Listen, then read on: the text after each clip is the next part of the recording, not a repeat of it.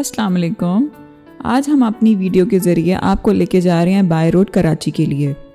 यहाँ हम आपको गाइड करेंगे कि आप किस रास्ते के थ्रू कराची जाएंगे, कैसे जाएंगे और कितने टाइम में जाएंगे। तो लाइक करें हमारी वीडियो को और सब्सक्राइब करें हमारे चैनल को ताकि आप हमारी लेटेस्ट अपडेटेड वीडियोस को एंजॉय कर सकें। और अगर आपने हमारी प्रीवियस वीडियोस नहीं देखी तो उनके लिंक्स हमारे डिस्क्रिप्शन बॉक्स में मौजूद हैं।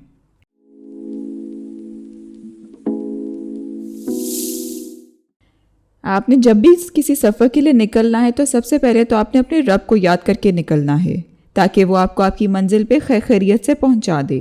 उसके बाद बात आती है गाड़ी की चेकिंग की, क्योंकि आपने तकरीबन 1200 किलोमीटर का सफ़र तय करना है। सबसे बेस्ट तो यही होगा कि घर से निकलते वक्त ही पेट्रोल फुल करवा लें ताकि रास्ते में मुश्किल ना हो। और सबसे ज़रूरी बात आपकी एम टैग में मुनासिब बैलेंस का होना है। अपने एम टैग को जैज़ कैश या रावी टूल प्लाजा से पहले ड्राइव थ्रू से टॉप अप करवा लें और अगर एम टैग नहीं लगा हुआ तो ड्राइव थ्रू के जरिए लाजमी लगवा लें, वरना आपको मुश्किल पेश आ सकती है।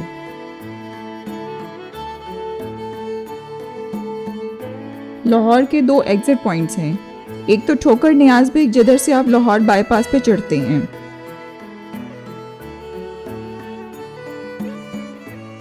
और दूसरा बाबू साबू है जिधर मोटरवे स्टार्ट होती है। कराची जाने के लिए भी आपको सबसे पहले लाहौर इस्लामाबाद मोटरवे पर जाना पड़ता है।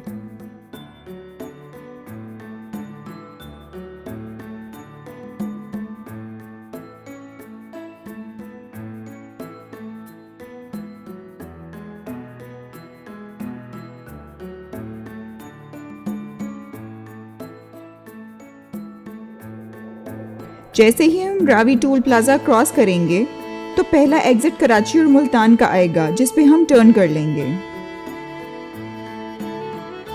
पूरी मोटरवे पर चाहे वो M2 हो, M3 हो या M5, आपको स्पीड लिमिट 120 किलोमीटर पर आ ही मिलेगी। और इन पे आपको जगह जगह स्पीड ट्रैप्स भी मिलेंगे। तो अगर आप फाइन से बचना चाहते हैं तो अपनी स्पीड को 120 किलोमीटर पर आवर से कम ही रखें। और अगर आप अपनी गाड़ी से बेहतरीन माइलेज लेना चाहते हैं तो अपनी स्पीड को 100 से 110 किलोमीटर पर आवर के दरमियान रखें। M3 जो कि लाहौर से अब्दुल हकीम तक है, उसकी टोटल लेंथ 230 किलोमीटर है और इस्लामाबाद मोटरवे की तरह ये भी 6 लेन मोटरवे है।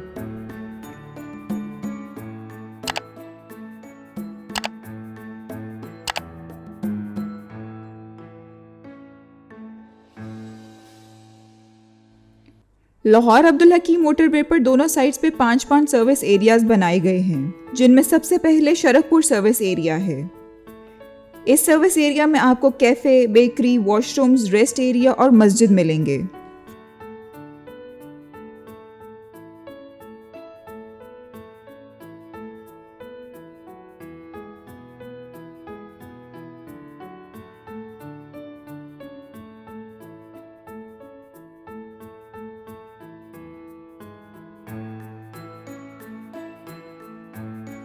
इसके बाद जो अगला सर्विस एरिया आएगा उसका नाम बुच्चे की सर्विस एरिया है। यहाँ पर आपको petrol pump, washrooms, rest area मिलेंगे। तीसरे नंबर पर जड़ावाला सर्विस एरिया है जो कि मोटरवे के तकरीबन मिड में आता है और इधर तमाम फैसिलिटीज़ अवेलेबल हैं। उसके बाद चौथा नंबर पर टंडलियाँ वाला सर्विस एरिया है और इस पर भी आपको तमाम फैसिलिटीज़ मिलेंगी। और इस मोटरवे पर आखिरी सर्विस एरिया रजाना सर्विस एरिया है जो कि मोटरवे ख़त्म होने से थोड़ी देर पहले बनाया गया है।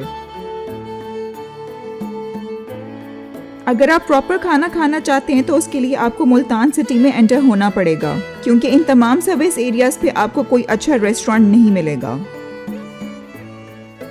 जैसे ही लाहौर अब्दुल हकीम मोटरवे ख़त्म होती है तो साथ ही मुल्तान अब्दुल हकीम मोटरवे शुरू हो जाती है, जिसकी टोटल लेंथ 103 किलोमीटर्स है और ये 4 लेन है और इस पर कोई भी सर्विस एरिया नहीं बनाया गया।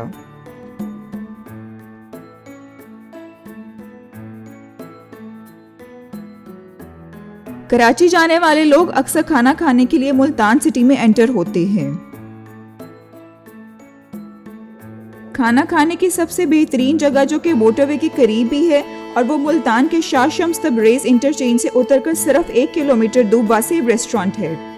इस रेस्टोरेंट में खाने की काफ़ी वैरायटी भी है और टेस्ट वाइज भी अच्छा है और यहाँ पे बच्चों को फ्रेशन अप करने के लिए झूले भी लगाए गए हैं।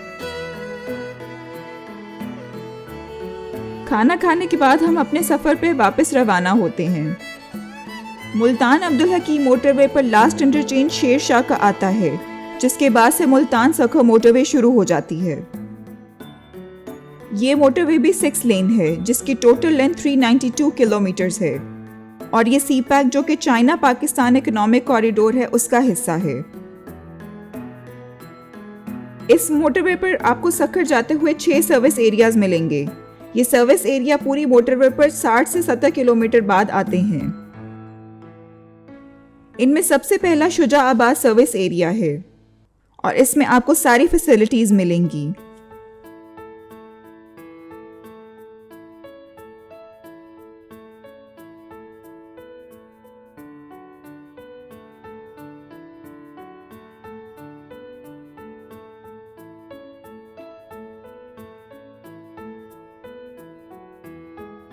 इसके बाद बस्ती मेहरवाली सर्विस एरिया, फतेहपुर कमाल service area, Azampur service area, Mohammadpur service area और आखिर में पन्नू आकिल सर्विस एरिया आता है।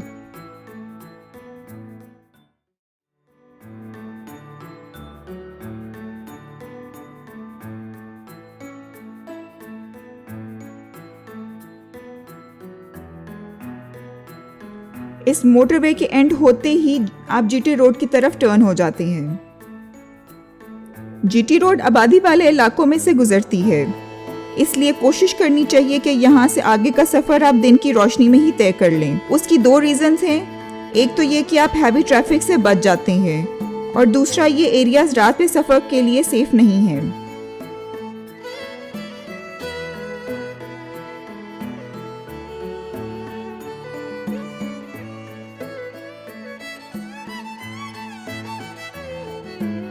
सफ़र के लिहाज से जीटी रोड मोटरवे से कम नहीं, सिवाय इसके कि यहाँ आपको हर तरह की ट्रैफिक मिलती है, लाइक मोटरसाइकिल्स, चिंची, गधा गाड़ी और इवन पैदल चलने वाले भी मिलते हैं। और यहाँ ट्रैफिक के रूल्स भी कम ही फॉलो किए जाते हैं, लेकिन फिर भी आपकी एवरेज स्पीड 100 किलोमीटर पर आ रहती है। जीटी रोड पर वैसे तो बहुत सारे इलाके आते हैं, लेकिन इनमें से सबसे मशहूर रोहड़ी, खैरपुर, गम्बट, गंडियारो और नौशेरो फेरोज हैं। रोहड़ी की सबसे खास बात यहाँ का रेलवे जंक्शन है, जो कि पाकिस्तान के सबसे बड़े जंक्शंस में से एक है। इसके अलावा काबिल ज़िक्र गम्बट के करीब वाक़ गम्बट लिवर ट्रांसप्लांट सेंटर है, जो गरीबों का मुफ्त इलाज करता है और ये एक state of the art hospital है।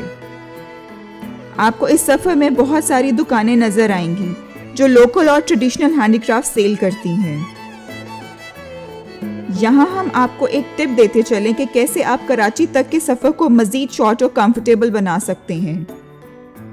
मोरो से कुछ फासले पर काजी अहमद के इलाके से आपको राइट साइड पर इंडस हाईवे, जिसको N55 भी कहा जाता है, की लिंक रोड मिलेगी। आप इस लिंक रोड से होते हुए इंडस हाईवे चढ़ जाते हैं। ये इंडस हाईवे आपको जामशोरो तक पहुंचाती है, जो कि हैदराबाद के बिल्कुल साथ है। ये रोड बिल्कुल न्यू बनाई गई है और अभी इस पर काम जारी है, जिसकी वजह से कुछ कुछ जगह पर ये सड़क 2 वे हो जाती है। इस सड़क पर मोटरवे पुलिस पेट्रोल करती रहती है और यहाँ आपको स्पीड लिमिट को 100 किलोमीटर पर आवर फॉलो करनी पड़ती है।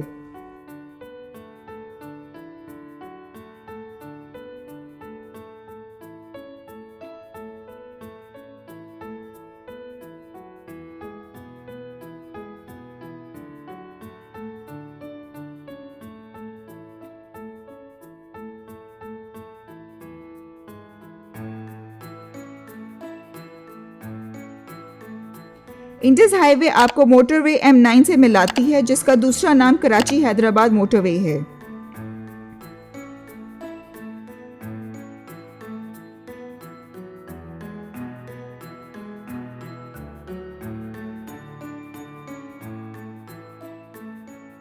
कराची हैदराबाद मोटरवे की टोटल लेंथ 136 किलोमीटर है। इस मोटरवे पर आपको जगह जगह रेस्टोरेंट्स और पेट्रोल पंप्स मिलेंगे।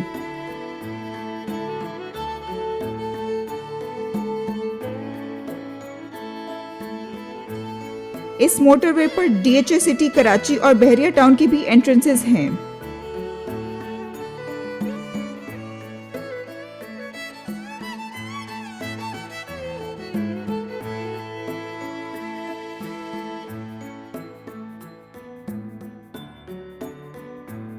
इस मोटरवे से होते हुए हम सोहराब बोर्ड के पास कराची सिटी में एंटर हो जाते हैं। हम उम्मीद करते हैं कि आपको हमारी ये वीडियो पसंद आई होगी। अगर आपने अभी तक हमारे चैनल को सब्सक्राइब नहीं किया तो अभी सब्सक्राइब करें और बेल आइकॉन को प्रेस करना ना भूलिएगा।